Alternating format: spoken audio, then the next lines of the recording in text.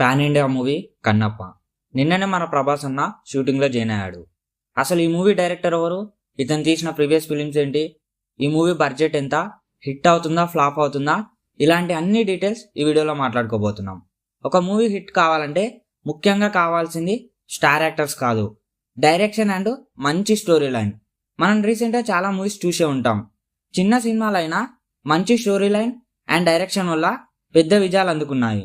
ఈ movie story devotional story. ఇలాంటి స్టోరీస్కి ప్రజల్లో చాలా క్రేజ్ ఉంటుంది. ఈ movie director Mukesh Kumar Singh.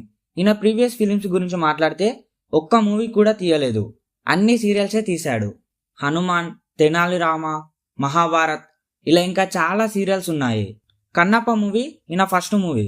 Serials అయితే ఎలా తీసినా సెట్ అవుతుంది, కానీ మూవీ మాత్రం సీరియల్లా స్లోగా ఉంటే ఖచ్చితంగా ఫ్లాప్ అవుతుంది.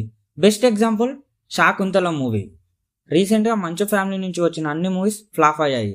సన్ ఆఫ్ ఇండియా అయితే ఫ్లాప్ మూవీస్లో ఒక పెద్ద రికార్డే క్రియేట్ చేసింది. అయినా కానీ మంచు విష్ణు కెరియర్లోనే భారీ బడ్జెట్తో తెరకెక్కిస్తున్న మూవీ కన్నప్ప. దాదాపు 150 కోట్లకు పైగానే ఈ మూవీకి ఖర్చు చేస్తున్నారు.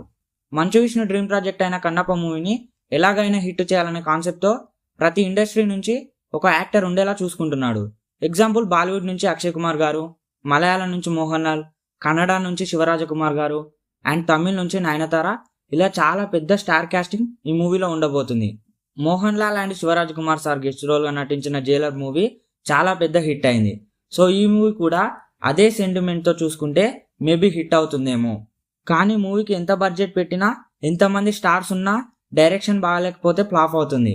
అండ్ ఈ మూవీ స్టోరీ విషయానికి వస్తే 1976లో వచ్చిన భక్త కన్నప్ప మూవీ స్టోరీ లైన్తో ఈ మూవీ తెరకెక్కుతుంది. ఈ మూవీ పాన్ ఇండియా మూవీ కావడంతో ఈ మూవీలో ఉన్న కొన్ని సీన్స్, ఎగ్జాంపుల్ శివుడికి జింక మాంసం తీసుకెళ్లడం మరియు శివుడి పైన కాలు పెట్టే సీన్స్ మేబీ నార్త్ ప్రజలకు నచ్చకపోతే ఫ్లాప్ అయ్యే ఛాన్సెస్ ఉంది.